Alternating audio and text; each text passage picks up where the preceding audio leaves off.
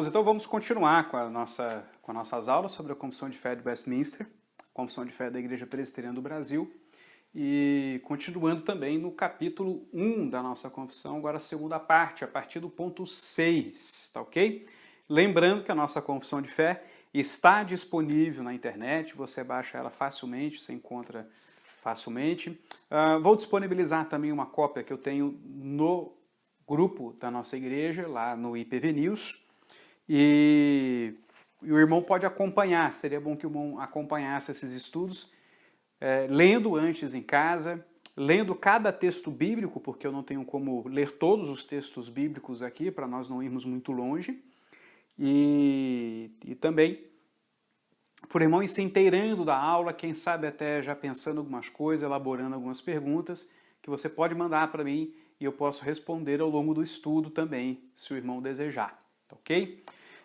Então, continuando, a partir do ponto 6 da Confissão de Fé de Westminster, nós estamos estudando o capítulo das Escrituras Sagradas, estamos vendo aqui a fundamentação de tudo aquilo que nós cremos, por isso a Confissão de Fé se inicia com as Escrituras Sagradas, tá ok? E no ponto 6 diz: todo o conselho de Deus, concernente a todas as coisas necessárias para a glória dele, para a salvação, fé e vida do homem, ou é expressamente declarado na Escritura, ou pode ser lógica e claramente deduzido dela. A Escritura nada se acrescentará, em tempo algum, nem por novas revelações do Espírito, nem por tradições dos homens. Reconhecemos, entretanto, ser necessária a íntima iluminação do Espírito de Deus para a salvadora compreensão das coisas reveladas na palavra, e que há algumas circunstâncias quanto ao culto de Deus, ao governo da igreja, comuns às ações e sociedades humanas, as quais têm de ser ordenadas pela luz da natureza e pela prudência cristã, segundo as regras da palavra, que sempre devem ser observadas. Então, vários pontos aqui importantes quanto à proposicionalidade da Escritura e a sua perspicuidade, o fato dela ser clara, dela ser compreensível e nos trazer verdades que podem ser utilizadas na nossa vida prática. Então, primeira questão aqui, tudo aquilo que é necessário para que nós possamos manifestar a glória de Deus, viver para a sua glória, para a salvação e para a nossa vida diária, no modo como nós devemos viver, a nossa confissão de fé defende que está claramente exposto na Escritura. E não só de uma forma direta, como também são coisas que você pode deduzir a partir de textos bíblicos, que muitas vezes não estão ensinando aquela coisa diretamente, mas ele já trabalha como aquilo sendo um ponto pacífico e você pode compreender ou absolver aquilo do que está escrito. Tá? Nem tudo que nós falamos, ou nem todo o significado daquilo que nós falamos ou escrevemos está expresso diretamente em nossas palavras. Um exemplo muito simples.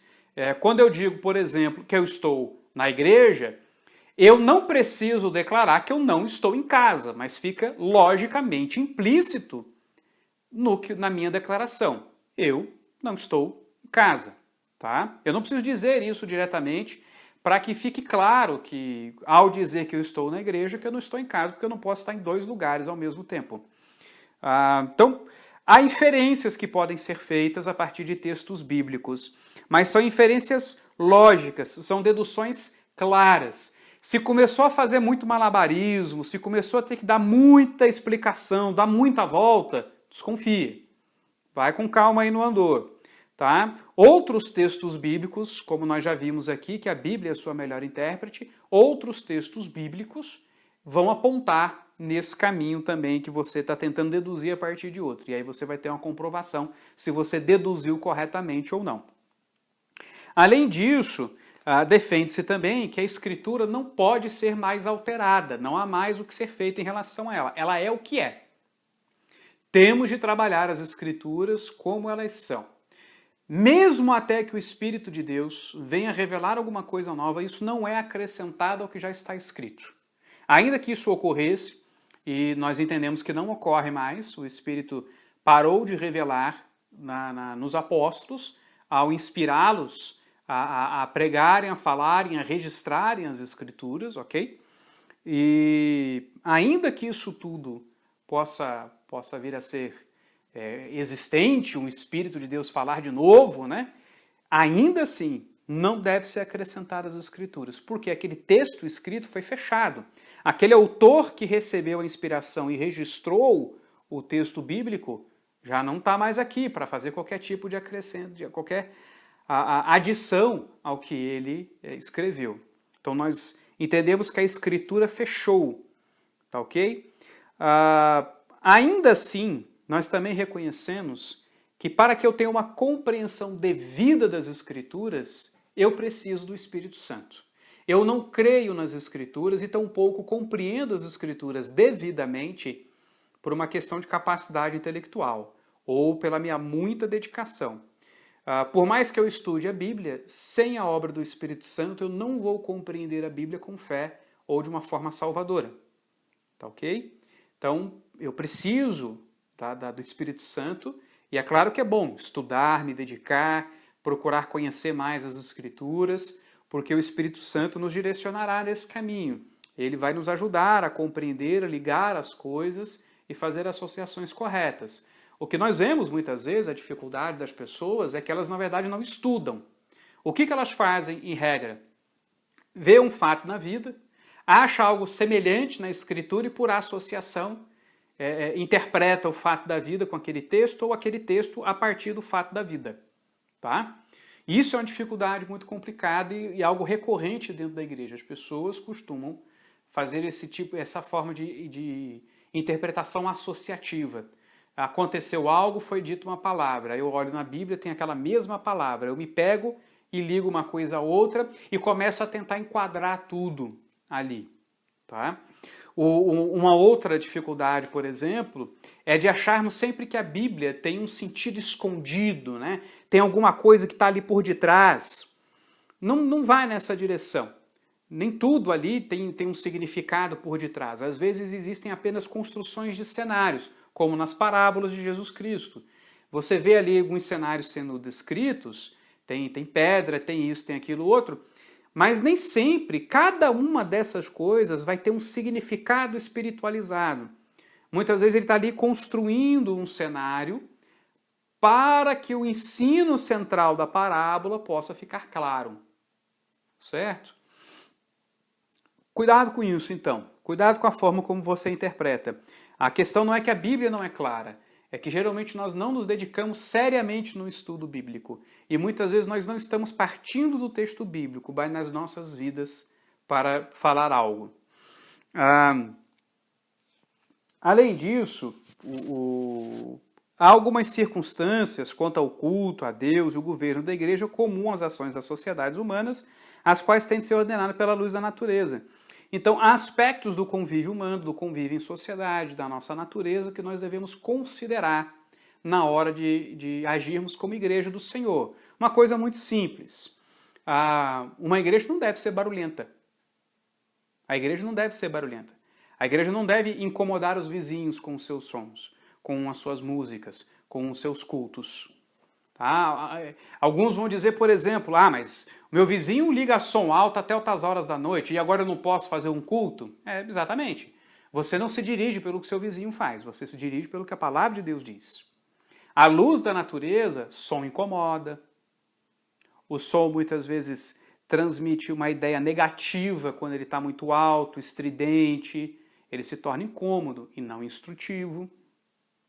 Então, cuidado com essa questão de você querer se desvencilhar de qualquer senso comum ou de qualquer ensino que o convívio na sociedade possa lhe transmitir, porque eles podem ser importantes para que você seja um bom observador da palavra de Deus. Existem coisas no convívio que são importantes. Então, 2 textos interessantes para nós lermos aí, os dois em 1 Coríntios, diz assim: mas como está escrito? Capítulo 2, versos 9, 10 e 12. Nem olhos viram, nem ouvidos ouviram, nem jamais penetrou em coração humano o que Deus tem preparado para aqueles que o amam. Mas Deus não o revelou pelo Espírito, porque o Espírito a todas as coisas perscruta, até mesmo as profundezas de Deus. Ora, nós não temos recebido o Espírito do mundo, e sim o Espírito que vem de Deus, para que conheçamos o que por Deus nos foi dado gratuitamente. Então, o conhecimento das coisas de Deus vem necessariamente da própria ação e iluminação de Deus. Sem o Espírito de Deus, eu não posso discernir coisas espirituais. O homem natural não pode discernir coisas espirituais. Um outro texto. Julgai entre vós mesmos. É próprio que a mulher ore a Deus sem trazer o véu? Ou não vos ensina a própria natureza ser desonroso para o homem usar cabelo comprido? 1 Coríntios 11, 13 e 14. Então Paulo está fazendo uma associação do comportamento das mulheres da igreja do comportamento social. Existe um comportamento social de que mulheres usam cabelo comprido? Existe. Então aqui mulher usa cabelo comprido. Naquele tempo, mulheres ligadas a cultos com urgias é que usavam cabelos raspados, cabelos curtos, né? Então, as mulheres usarem esse tipo de coisa, poderia associá-las àquilo. Então, à luz da natureza, daquilo que nós temos visto na nossa sociedade, é desonroso isso para a mulher e é desonroso para o homem também usar cabelo comprido. Esses usos e costumes podem mudar de sociedade para sociedade, mas eu preciso considerar essas coisas para não trazer um tipo de oposição tola sobre a vida da igreja. Então, eu preciso compreender que o convívio social ele impõe sobre mim algumas regras que elas não são divinamente impostas, mas elas são biblicamente aceitáveis. Elas não interferem em nada nos mandamentos de Deus. Mas vejamos aqui que o objetivo da Escritura é nos conduzir por um caminho que seja do Senhor, é nos conduzir por um caminho que seja de agrado a Deus, que glorifique o nome de Deus. E, portanto, para que isso seja possível para um homem caído em pecado, ainda que regenerado pelo Espírito Santo, é que o próprio Espírito Santo opere essa sabedoria, esse entendimento e a própria compreensão do texto bíblico. Uma das regras hermenêuticas de um calvinista, por exemplo, é orar e labutar. É orar e se dedicar. Ou seja, eu busco a iluminação do Espírito Santo para poder compreender o que o texto bíblico está falando. Ponto 7 agora. Na Escritura, não são todas as coisas igualmente claras em si, nem do mesmo modo evidente a todos. Contudo, as coisas que precisam ser obedecidas, cridas e observadas para a salvação, em uma ou outra passagem da Escritura, são tão claramente expostas e aplicadas que não só os doutos, mas ainda os indoutos, no devido uso dos meios ordinários, podem alcançar uma suficiente compreensão delas. Então, o que a confissão de fé está reconhecendo? Existem textos mais difíceis. Existem porções das Escrituras que você precisa labutar mais. Por exemplo, vai dizer que é fácil entender Apocalipse. Vai dizer que é simples. Nós temos que reunir uma série de informações para podermos tirar dali significado e compreensão do que o texto bíblico está dizendo. É muito mais fácil você entender Romanos do que entender Apocalipse. Correto? O próprio apóstolo Pedro, em texto que nós já lemos aqui, fala acerca de assuntos que Paulo escreve em suas epístolas, nas quais há certas coisas difíceis de se entender. Então a própria Escritura dá testemunho de que há coisas nela que são complicadas de serem compreendidas.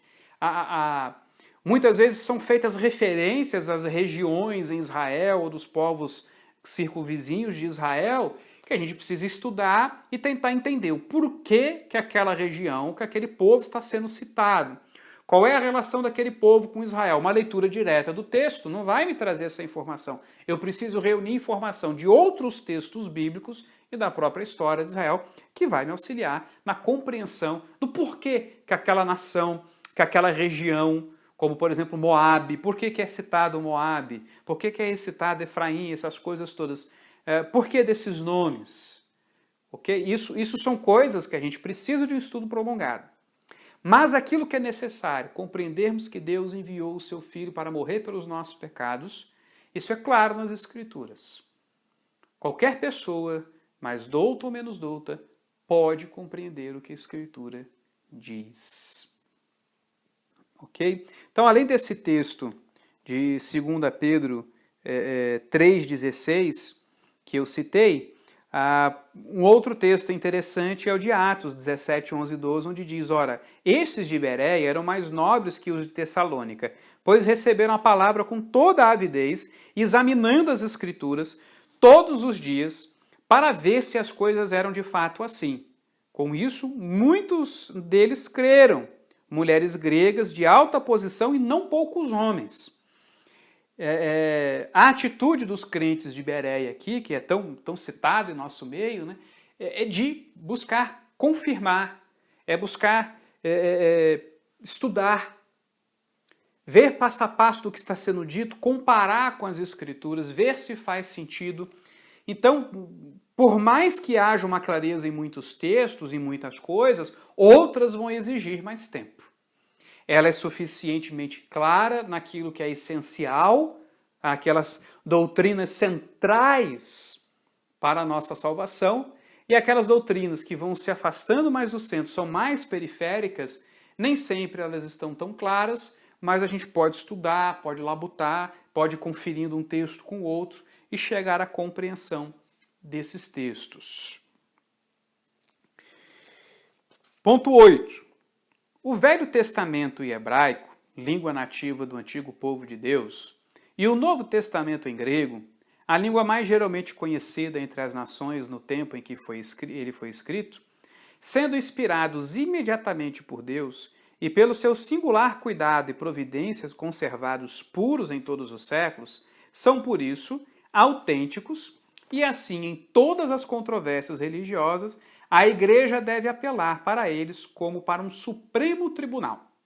Mas não sendo essas línguas conhecidas para todo o povo de Deus, que tem direito e interesse nas Escrituras, e que deve, no temor de Deus, lê-las e estudá-las, esses livros têm de ser traduzidos nas línguas vulgares, de todas as nações aonde chegarem, a fim de que a palavra de Deus, permanecendo nelas abundantemente, adorem a Deus de modo aceitável e possuam a esperança pela paciência e conforto das Escrituras.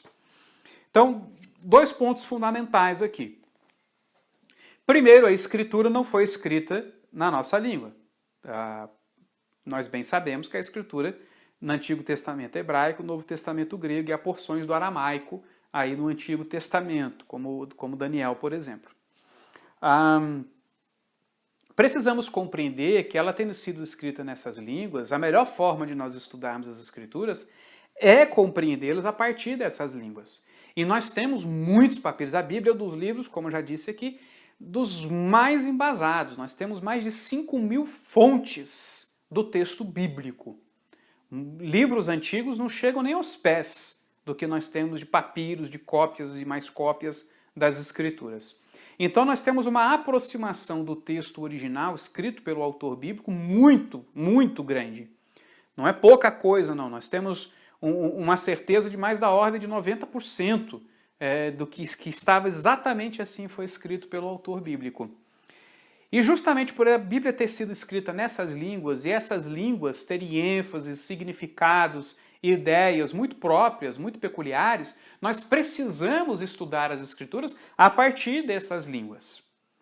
É por isso, por exemplo, que como pastor, eu preciso no seminário estudar grego e hebraico, para que eu tenha compreensão suficiente dessas línguas, que mesmo usando ferramentas que me mostram a tradução daquela palavra, mesmo não precisando guardar todo o vocabulário nessas línguas, eu posso ter o entendimento da estrutura da língua de tal modo que eu possa compreender o peso daquela palavra, daquela frase, o peso daquela estrutura que foi utilizada num parágrafo, do que o autor estava tentando dizer, de por que eu sei que uma palavra no início de uma frase está ligada a outra lá no fim, pelo caso, pela declinação do grego, diversas regras que nós vamos aprendendo que vão nos auxiliar a compreender melhor as Escrituras e tirar o seu melhor sentido do texto original.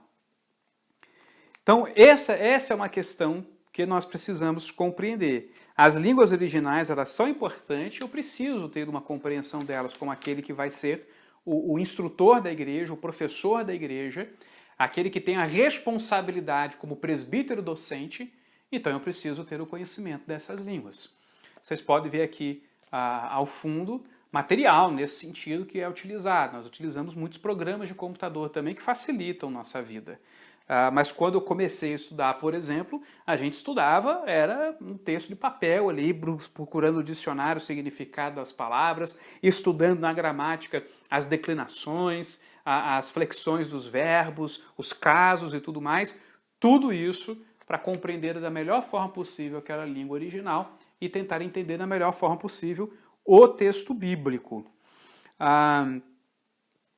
Mas há também a preocupação de que toda a igreja possa consultar a palavra de Deus.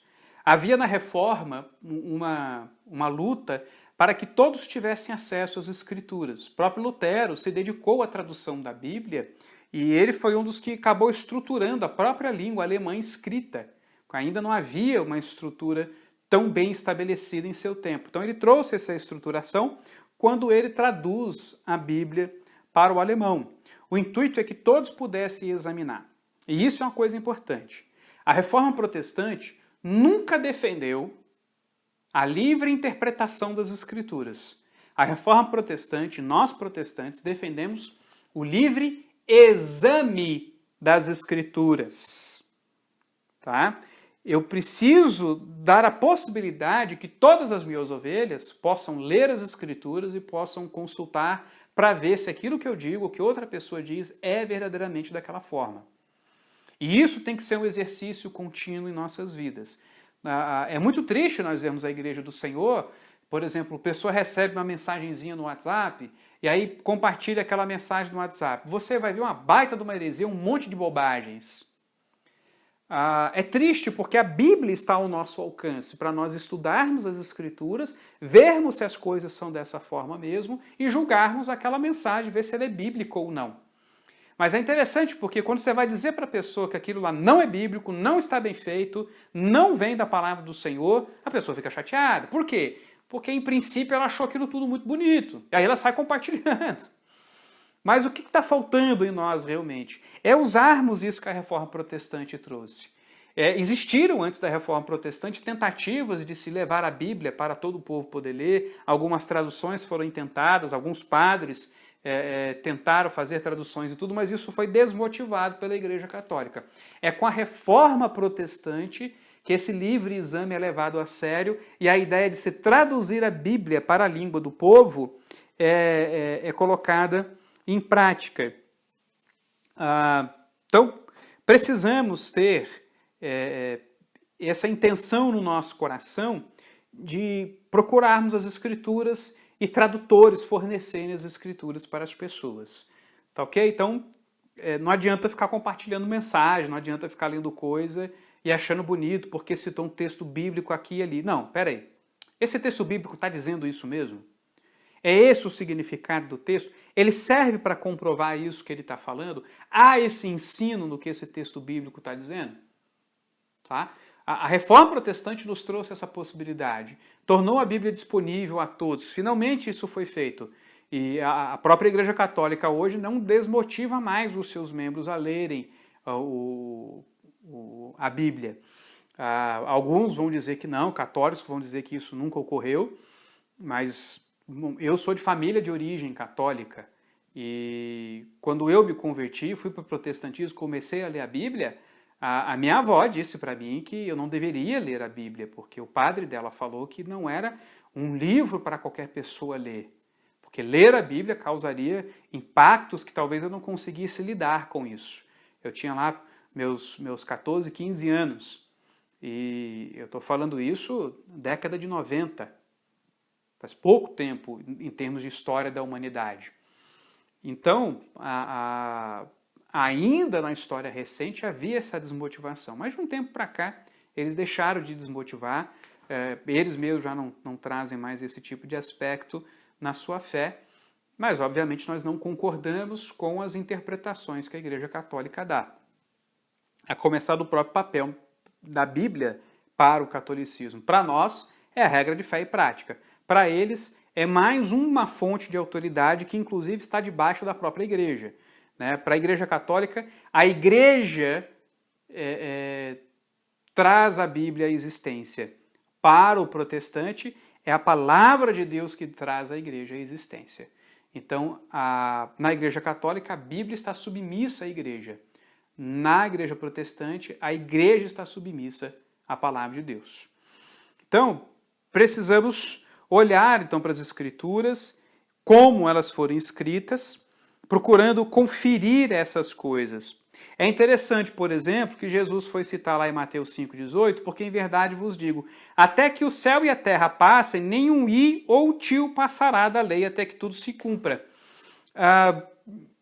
Ele está falando justamente da questão da linguagem, ele está demonstrando que a própria ênfase da palavra de Deus é a de que aquilo que está escrito e registrado está sacramentado pela revelação de Deus através de seu profeta, do seu escritor inspirado, precisa se cumprir.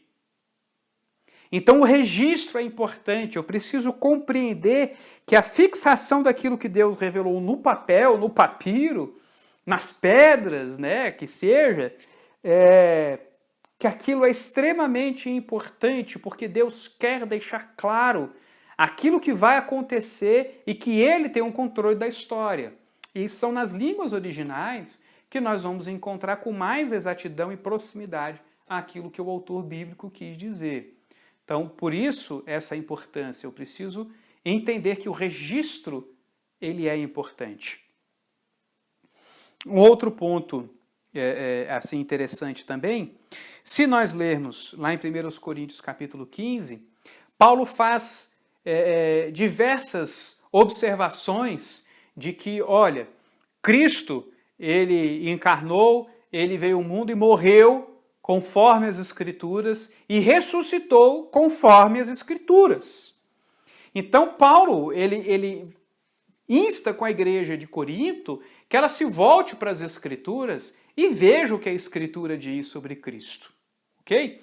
Não há nenhum intento de que as pessoas simplesmente ouçam o que ele diz. Não, ouçam o que eu digo e se voltem para as Escrituras. Leiam o Antigo Testamento. E isso é importante nós entendermos também, que a Bíblia da igreja, no seu princípio, era o Antigo Testamento. Então, às vezes, nós não vemos alguns ensinos no Novo Testamento, mas entendemos que eles permanecem, como a própria ideia do dízimo, por exemplo, porque já era uma coisa própria da igreja, porque ela lia os textos bíblicos com esses ensinos.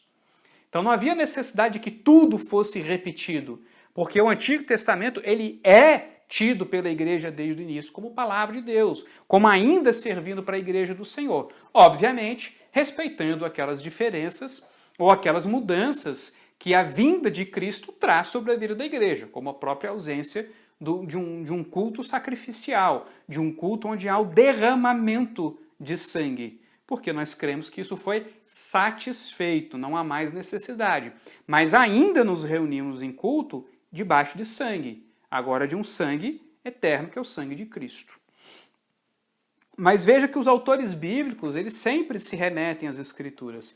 Se você lê Mateus, você vai ver citações e mais citações. Há meio que uma disputa entre Mateus e o livro de Hebreus, né, brincando, de quem cita mais o Antigo Testamento. Justamente fazendo referência e mostrando que tudo que estava lá se cumpre em Cristo. Se você lê Gálatas, você vai precisar entender como que a igreja se torna herdeira de Abraão, como as promessas de Abraão se cumprem na igreja. Há uma aliança que está sobre Abraão e está sobre a igreja. Para dispensacionalista aí pirar, né? Ficar louco da vida comigo. Mas Gálatas ele é taxativo. Nós somos descendentes de Abraão, porque os descendentes se definem pela fé. E nós temos a fé que Abraão tinha, que é a fé em Cristo no Messias. Ele de que haveria de vir, e nós de que ele veio. Então tudo aquilo que está ligado à vinda de Cristo muda, mas o que não está ligado em si na vida de Cristo não muda, não se altera. Então, é interessante a gente ter isso em mente. A Bíblia da igreja primitiva era o Antigo Testamento. 2 pontos aqui menores, que nós vamos ler em conjunto aqui, os pontos 9 e 10. Primeiro, a regra infalível de interpretação da Escritura é a mesma Escritura. Portanto, quando houver questão sobre o verdadeiro e pleno sentido de qualquer texto da Escritura, sentido que não é múltiplo, mas único, esse texto pode ser estudado e compreendido por outros textos que falem mais claramente. Então, qual a melhor forma de entender o texto bíblico? Por outro texto bíblico. Isso é uma regra hermenêutica. Se um texto está difícil de entender, vamos ver outro texto que fala sobre o mesmo assunto para tentar compreender? E isso é interessante também, essa ênfase que é dada aqui na confissão de fé, essa observação, sentido que não é múltiplo, mas único. As pessoas têm muito essa ideia de que nós temos a livre interpretação da Bíblia, e nós não defendemos isso, e acham que, portanto, nós podemos simplesmente falar o que quisermos. Fale e pronto. Não. Nós não cremos que você pode ter uma interpretação que é sua e o outro tem a interpretação dele. Não, quando nós falamos, nós queremos que as pessoas entendam o que nós falamos, o sentido das nossas palavras. Então, eu não posso simplesmente dizer que o autor bíblico, o que ele fez? Ele escreveu e cada um interpreta conforme o seu coração. Isso não faz o menor sentido. Então, cada um vai dizer o que quiser sobre a palavra do outro. Isso é até uma desconstrução do significado. Há questões filosóficas aí envolvidas, né? Alguns autores da filosofia que você pode estudar, como Jacques Derrida e tantos outros, para vermos essa desconstrução de sentido. Ou até mesmo Michel Foucault, quando ele questiona as estruturas da língua e como essas estruturas refletem estruturas de poder, que vem tentar mudar significados, mudar palavras, o uso, até essa chatice que nós temos hoje do politicamente correto, que quer dizer que tudo que é errado, tudo é errado, tudo é errado. A gente viu essa polêmica há pouco tempo aí do BBB lá, que é negro, mas ele quer se chamar de preto. Aí ele falou que negro vem do grego e quer dizer inimigo. Mas não, negro vem do latim e quer dizer preto. Ou seja, são sinônimos. E aí, pela cadeia semântica do sentido da palavra, a palavra tem certas conotações ruins, mas que estão ligadas ao fenômeno físico de que a cor preta absorve luz e de que na escuridão você não consegue enxergar. Tudo lhe parece sem horizonte, e assim vão tendo sentidos metafóricos associados a isso, que não tem nada a ver com a pessoa. Mas aí o camarada vai lá e associa isso ao ser humano, e acha que não pode ser chamado de negro, quer ser chamado de preto, sendo que preto, se você também olhar o significado, nenhum deles é negro. São sinônimos. Quando esse tipo de ataque à estrutura da língua vem, as pessoas começam a pensar de uma forma em que elas vão dar a interpretação que querem ao texto que elas estão lendo. É aquilo que tocou no meu coração, é aquilo que está em mim, é aquilo que eu entendi. O que essa palavra disse para você? Não. O que a palavra de Deus diz? O que o autor sagrado, ao registrar a revelação de Deus, estava transmitindo aos seus leitores. É isso que eu tenho que procurar. Tá? Tem uma entrevista famosa aí em países de língua inglesa, em que havia um programa de rádio, se eu não me engano, na Inglaterra, em que pessoas se reuniam para discutir o texto do autor com o autor e discutir o significado do texto. E o autor dizia, não, eu quis dizer isso. Aí um dos entrevistadores, não, eu acho que você quis dizer isso. Como assim? Ele é o autor, ele sabe o que queria dizer. Mas chegamos nesse ponto em que nós damos o significado e não o autor. A nossa confissão de fé não permite essa abertura. A nossa fé é que a Bíblia tem um sentido único e ele deve ser obedecido como esse sentido único. Eu não aceito esse tipo de reestruturação da língua em que eu sou livre para interpretar a língua do modo como eu quero. Não posso. Eu não posso dizer que uma palavra vem do grego se ela vem do latim. Eu não posso negar que o sentido da palavra é sinônimo daquele que eu estou dizendo que ele não é, que eu quero ser chamado de uma coisa e não de outra, sendo que as palavras são sinônimos. Eu não posso simplesmente negar a realidade para construir um mundo de significado muito meu. Se cada um tem um seu significado, eu interpreto o que você diz do modo como eu quero. E aí eu lembro de um autor, de um apologeta, ele conversando com uma outra pessoa, e essa pessoa dizendo que não há significado no texto, a língua não tem significado, as coisas não fazem sentido. Nós não devemos assim nos apegar a tentar compreender nada, cada um entende a coisa como quer. E aí esse apologeta respondia, olha, concordo com você, eu entendo perfeitamente o que você quer dizer, agora eu compreendo todas essas questões de linguagem. De fato, O texto tem um sentido único e eu preciso entender o que o autor quis dizer no texto para entender o texto. E aí, o interlocutor diz, não, mas não foi isso que eu disse.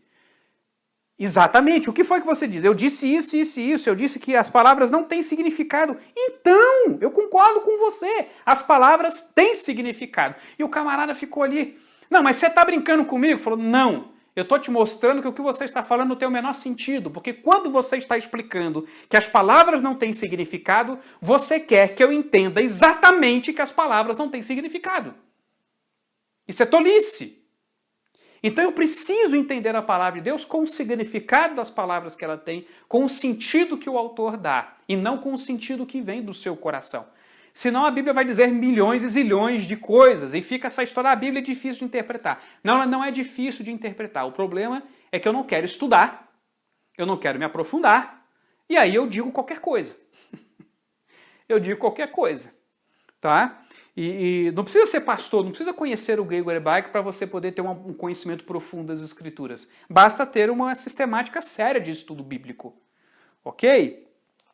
E assim a Bíblia, portanto, é ela quem dá sentido, ela deve ser estudada e compreendida a partir dela mesma, e não a partir do seu coração.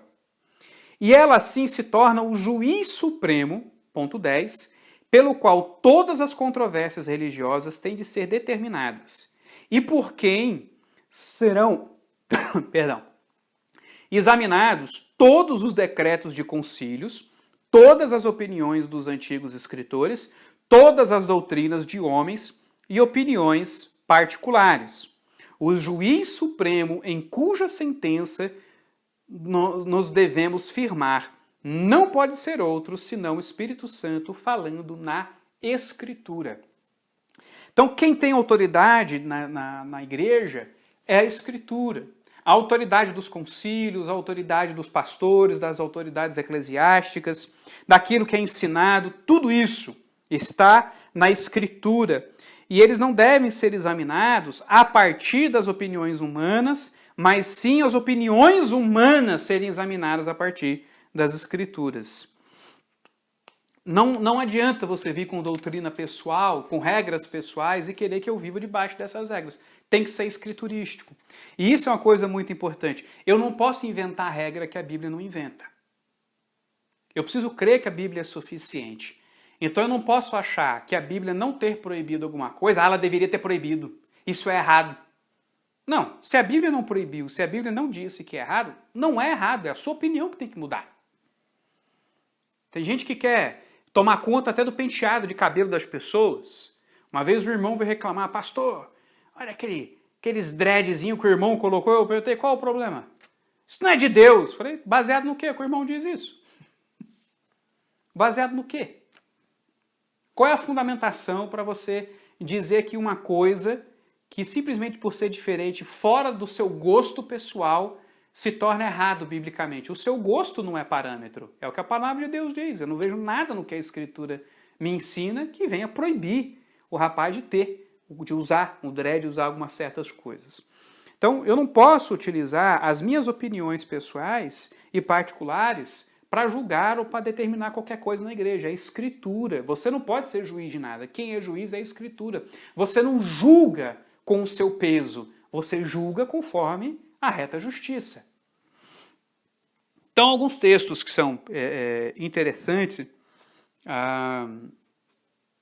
para nós vermos aqui na Escritura. Então o diabo levou a cidade santa e o colocou sobre o pináculo do templo.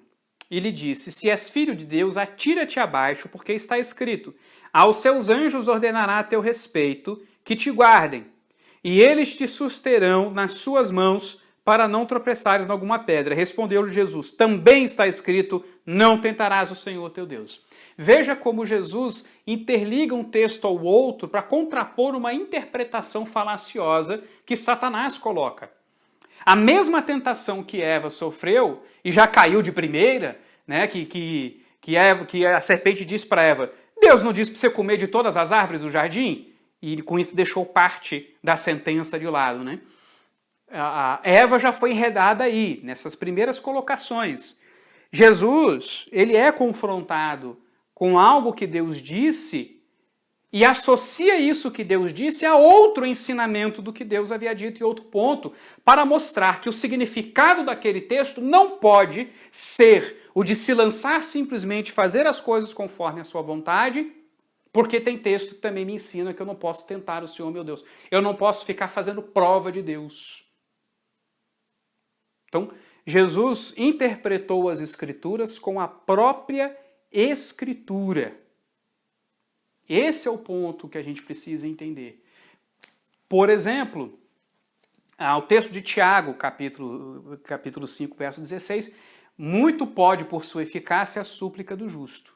A súplica do justo. Aí muitos entendem que a oração tem poder. A oração é poderosa. Muito pode. Poderosa, algumas traduções até utilizam.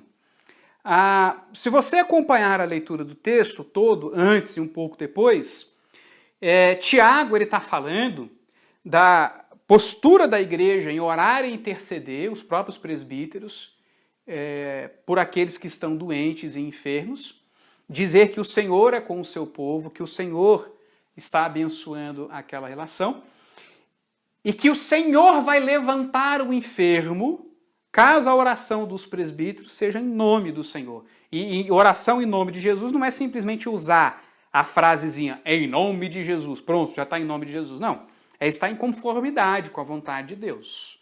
É estar em conformidade com o plano do Senhor, o qual nós não temos conhecimento.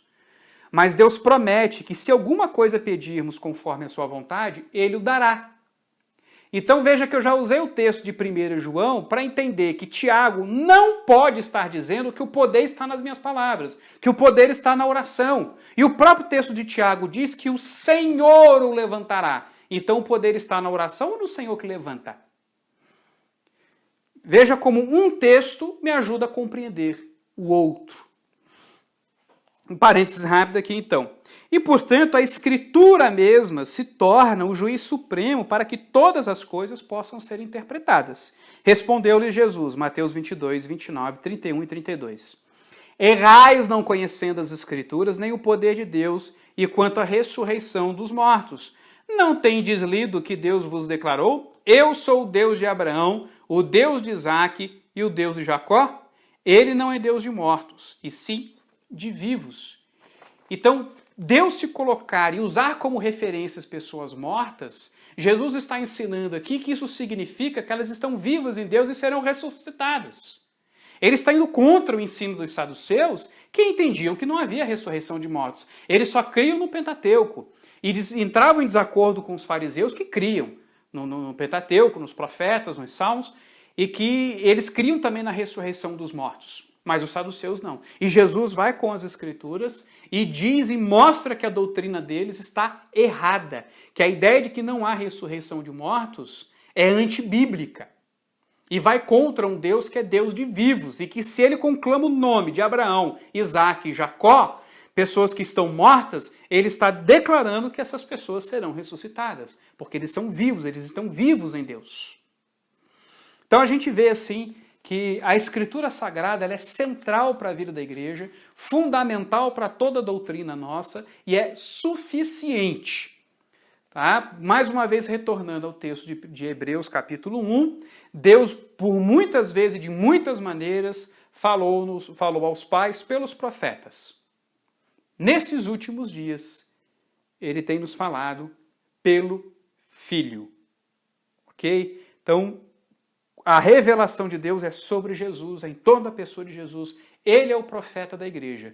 E o seu ensino foi registrado por aqueles que testemunharam seu caminhar, ou por aqueles como Lucas, que esteve com aqueles que foram testemunhas oculares do que Jesus fez, e posteriormente ele mesmo caminhou com Pedro, com Paulo, vendo a operação em ação do Espírito Santo, registrando em loco o que ocorrera por meio daqueles que eram inspirados, conheciam a palavra de Cristo, como o próprio Paulo diz, que tudo aquilo que ele ensinou, tudo aquilo que ele entregou à igreja, ele recebeu de Cristo. Ok? Semana que vem nós vamos olhar o capítulo 2 da nossa Confissão de Fé. Não perca o nosso estudo. Deus te abençoe. Vamos orar para encerrar. Deus amado, obrigado pela nossa confissão de fé. Obrigado, Senhor, por essa possibilidade que temos de termos uma firmeza quanto àquilo que cremos, temos um norte firmado no trabalho de homens santos que desejavam unicamente, ó Deus, dar direção à igreja, ajudar a igreja a não se deixar levar por ventos de doutrina e que não competem com a tua palavra, mas se submeteram à tua palavra para ensinar o que ensinam. Obrigado, Santo Deus, por esse tempo de estudo. Abençoe os meus irmãos. Em nome de Jesus eu lhe imploro. Amém. Deus te abençoe, querido, e até a próxima.